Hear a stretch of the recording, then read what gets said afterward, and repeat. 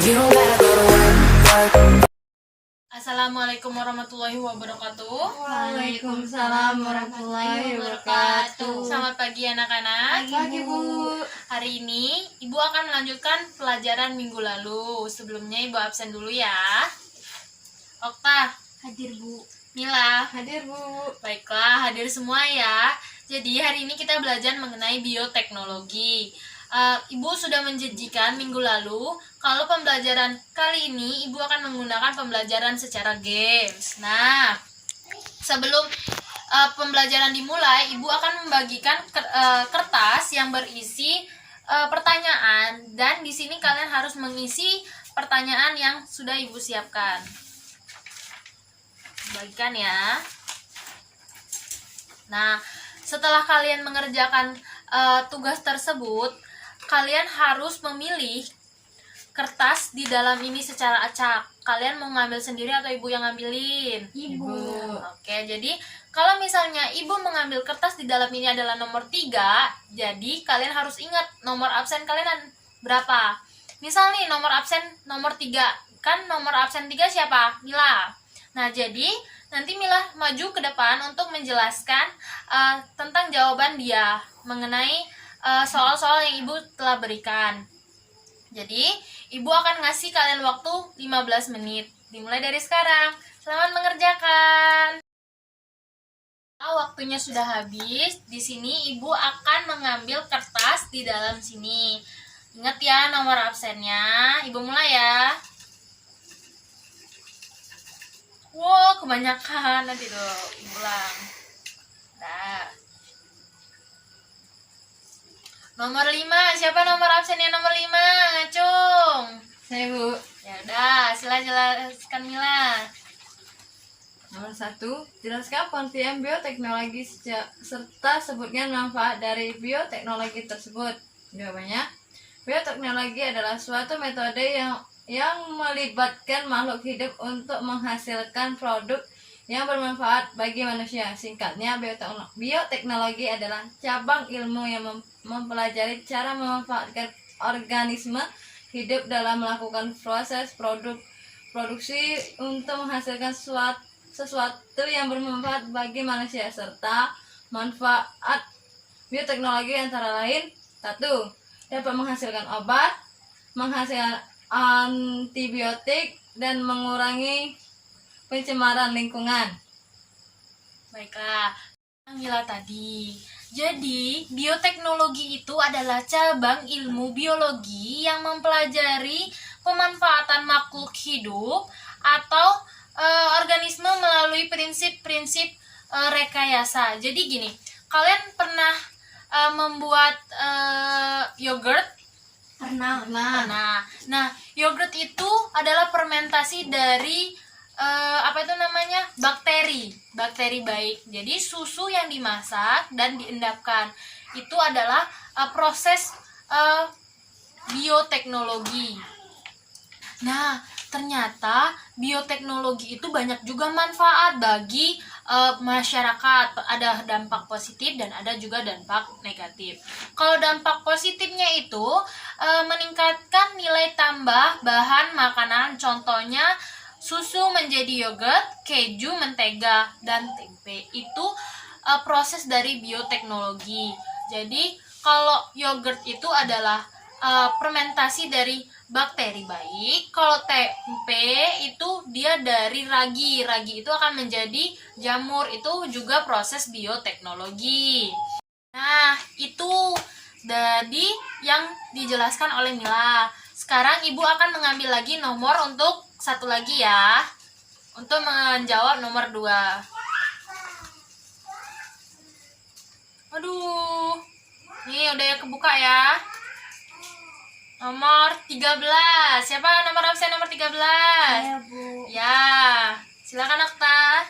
Sebutkan dampak negatif bioteknologi serta berikan contoh produksi Nah, bioteknologi konveksion. ya. Dari tanam Ayo, nggak apa-apa. Beberapa dampak negatif bioteknologi adalah rusaknya ekosistem, hilangnya beberapa jenis hewan dan tumbuhan tertentu, dapat menyebabkan alergi, terjadinya pencernaan biologis, dan contohnya bioteknologis konvensional. seperti tempe, oncom, dan kecap. Nah, tadi kan Ibu sudah menjelaskan dampak positifnya. Ternyata Ibu memberi pertanyaan dampak negatifnya nih. Jadi kan tadi Ibu udah jelasin bioteknologi itu ada dampak positif dan ada dampak negatif. Nih, kalau dampak negatif tadi apa, Okta? Contohnya apa? Seperti tempe, Iya. oncom, dan kecap. Iya, kalau dampak positifnya tadi apa, Mila? Ayo, fermentasi apa tadi? Yogurt dan Ya. tempe. Nah, kalau tempe itu termasuk dari negatif, tapi kalau yogurt itu termasuk dampak positif. Nah, kalian tahu tidak mengapa Ibu membagikan kertas tersebut? Tidak. Kenapa Ibu membagikan kertas tersebut? Kan minggu lalu Ibu sudah menjelaskan nih mengenai metabolisme tersebut apa. Jadi Ibu pengen tahu nih, sebagaimana sih kalian belajar mengenai bioteknologi tersebut? Apakah kalian sudah paham atau belum? Ternyata setelah Ibu membagikan kertas tersebut dan kalian menjelaskan di depan, ternyata kalian ada yang bisa menjelaskan dan ada yang tidak bisa menjelaskan. Jadi pembelajaran bioteknologi ini Ibu anggap kalian sudah paham ya mengenai tentang bioteknologi. Baiknya, pelajaran selanjutnya Ibu akan menjelaskan tentang metabolisme. Namun, pembelajaran kali ini bukan tentang games lagi, tapi pembelajaran kali ini Ibu akan siapkan kertas yang sudah Ibu potong-potong. Di sini kalian akan menulis tentang pertanyaan yang kalian ingin ajukan kepada teman kalian tentang metabolisme. Jadi pertanyaannya harus jelas dan jangan mudah-mudah biar temannya susah jawab ya. Jadi Ibu bagiin kertasnya sekarang. Ayo kerjakan.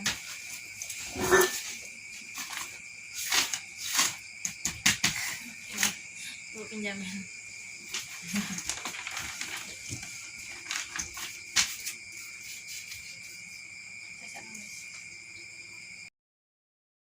Nah, sudah selesai? Sudah. Nah, udah digulungin? Sudah. Nah, sekarang kumpulin ke Ibu. Nah, di sini sudah terkumpul semua 14 siswa pertanyaan ya tentang metabolisme. Jadi, Ibu akan acak atau Ibu akan bagikan kepada kalian pertanyaan dari teman-teman kalian. Jadi, di sini Ibu akan bagiin ya. Jangan dibuka sebelum Ibu suruh buka. Ngantuk ya Mila? Iya, Bu.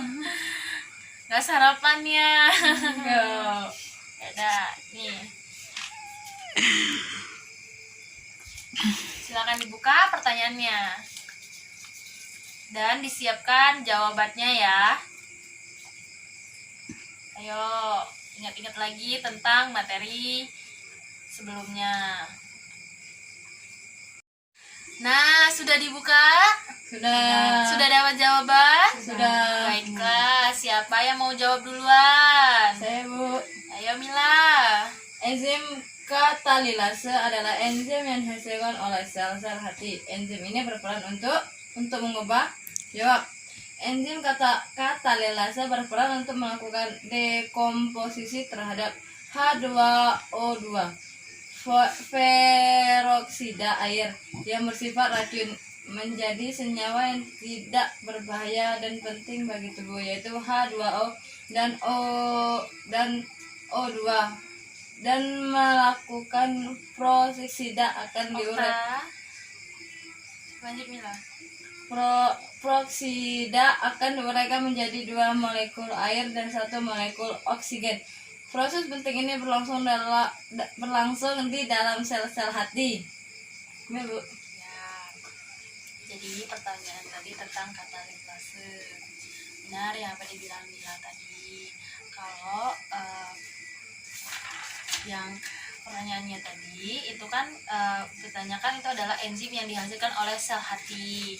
Nah, jadi enzim yang dihasilkan oleh hati itu, sel hati itu adalah H2O2, yaitu peroksida air yang menjadi senyawa yang tidak berbahaya bagi tubuh, yaitu H2O dan O2. Selanjutnya, siapa yang menjawab? Saya, Bu. Ternyata respon kalian sangat baik dan kalian sudah memahami tentang bioteknologi, metabolisme. Nah, kenapa Ibu menggunakan metode seperti ini?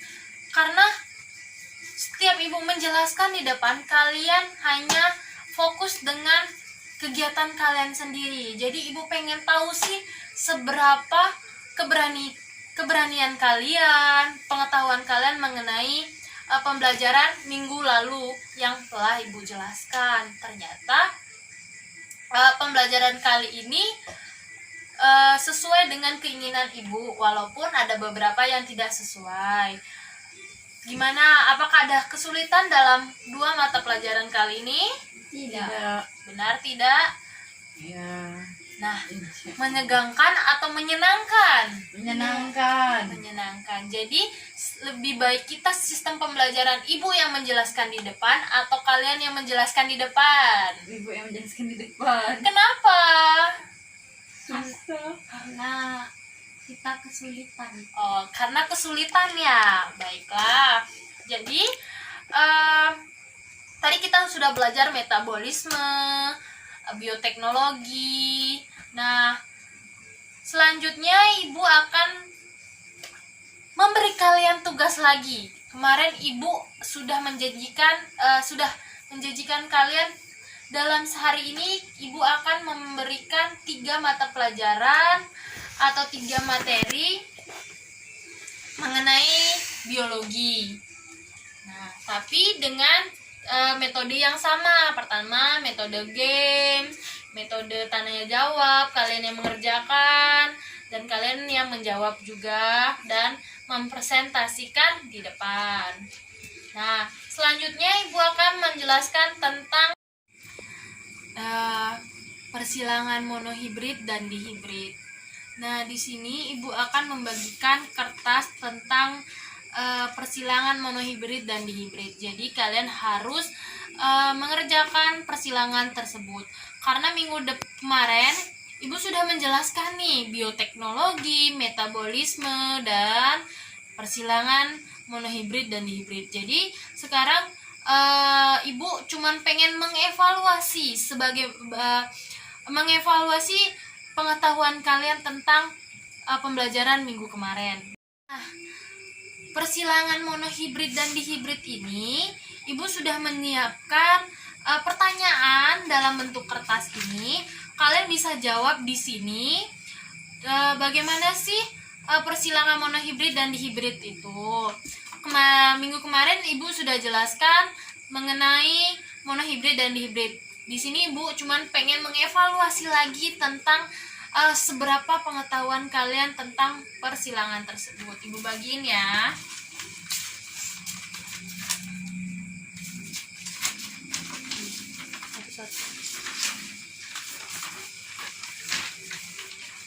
Ya, silahkan dikerjakan persilangan tersebut. Ibu tunggu 15 menit dari sekarang. Baiklah, apakah sudah selesai? Sudah, Bu. Nah, Ibu ingin melihat persilangan monohibrid. Tolong jelaskan persilangan monohibrid itu, Ainda. Pembahasan. Diketahui BB buah mangga besar dengan BB. Soalnya dibaca ya, Nah. Biasain soalnya dibaca. Buah mangga berbuah besar dengan genotip BB disilangkan dengan buah mangga berbuah kecil yang bergenotip BB kecil. Buah mangga besar dominan terhadap buah mangga kecil. Tentukanlah perbandingan genotip F1 dan fenotip F1. Jawab. Pembahasan. B kecil, buah mangga besar, B kecil, buah mangga kecil, ditanyakan, genotip V1 dan fenotip V1 sama dengan tanda tanya. P1 sama dengan B besar, B kecil, disilangkan dengan B kecil, gamet sama dengan B besar, B kecil, disilangkan dengan B kecil, F1 sama dengan B kecil, B sama dengan B besar, B kecil, B kecil, genotip sama dengan B besar, B kecil sama dengan B kecil, fenotip sama dengan buah mangga besar, buah mangga kecil, rasio perbandingan 50% per 50%. Pak, Ibu akan menjelaskan persilangan menuhi B tadi. Indah kan tidak berani nih maju ke depan, hanya menjelaskan secara rinci saja. Apakah di kelas mengerti? Pasti tidak mengerti kan? Jadi Ibu harap Indah bisa menjelaskan di papan tulis.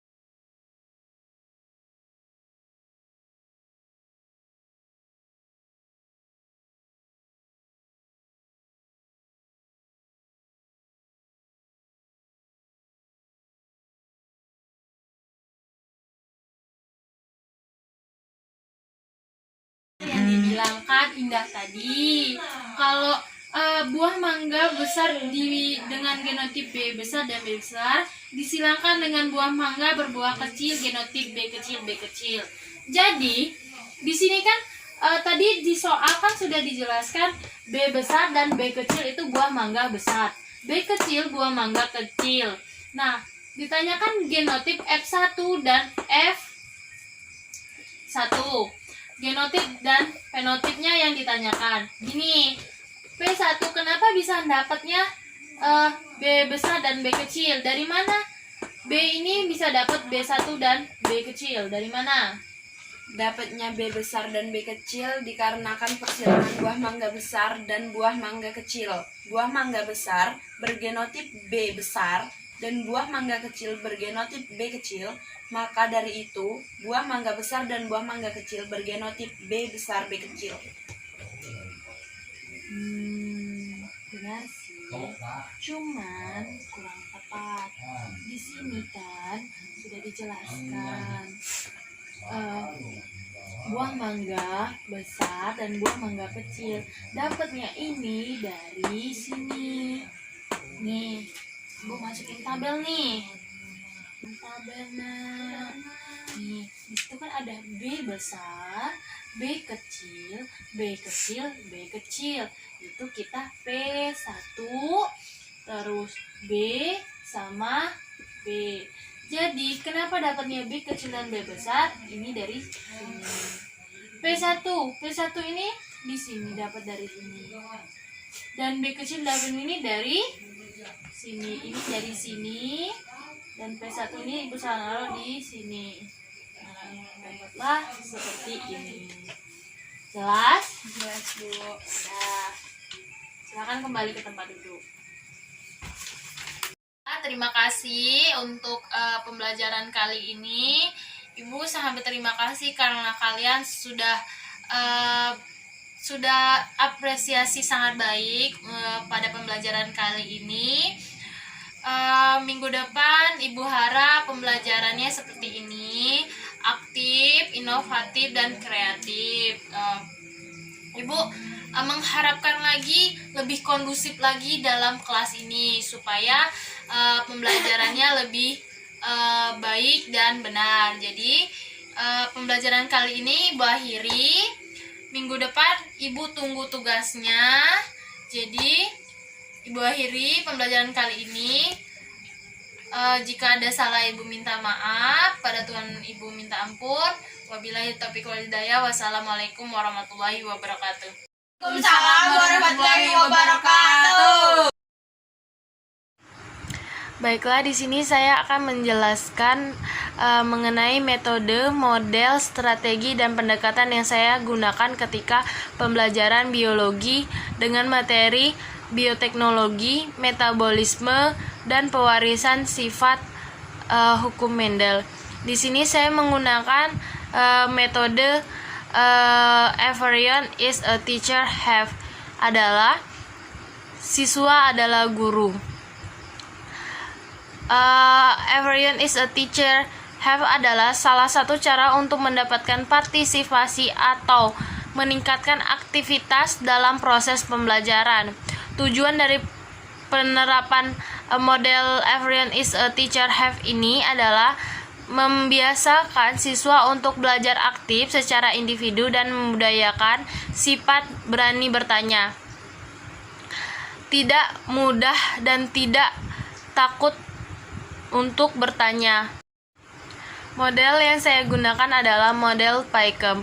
Model PAIKEM adalah pembelajaran yang aktif, inovatif, kreatif, efektif, dan menyenangkan.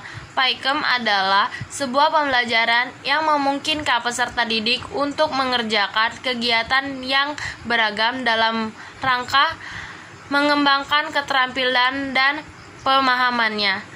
Dengan penekanan, peserta didik belajar sambil bekerja.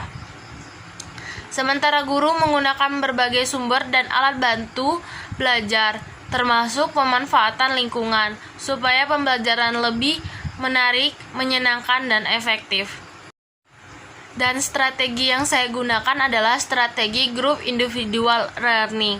Maksudnya adalah group learning adalah strategi pembelajaran yang melibatkan dari satu siswa dibagi dalam kelompok. Dan individual learning adalah strategi pembelajaran individu. Kemudian pendekatan yang saya gunakan adalah pendekatan konstruktisme.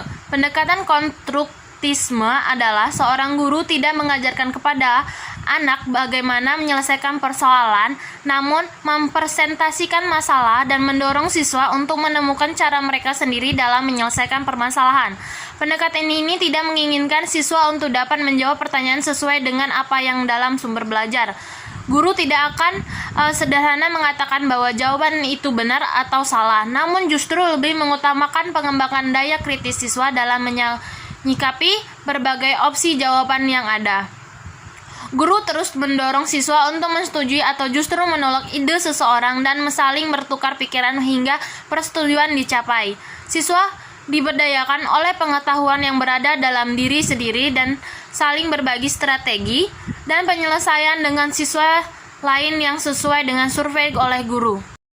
Menurut saya, pembelajaran yang saya gunakan dari metode pembelajaran, model pembelajaran, strategi pembelajaran, dan pendekatan itu sesuai dengan pembelajaran pandemi COVID-19 karena di sini pembelajaran lebih mengutamakan partisipasi siswa untuk menjelaskan dan mencari permasalahan dari setiap pemecahan masalah dalam pembelajaran.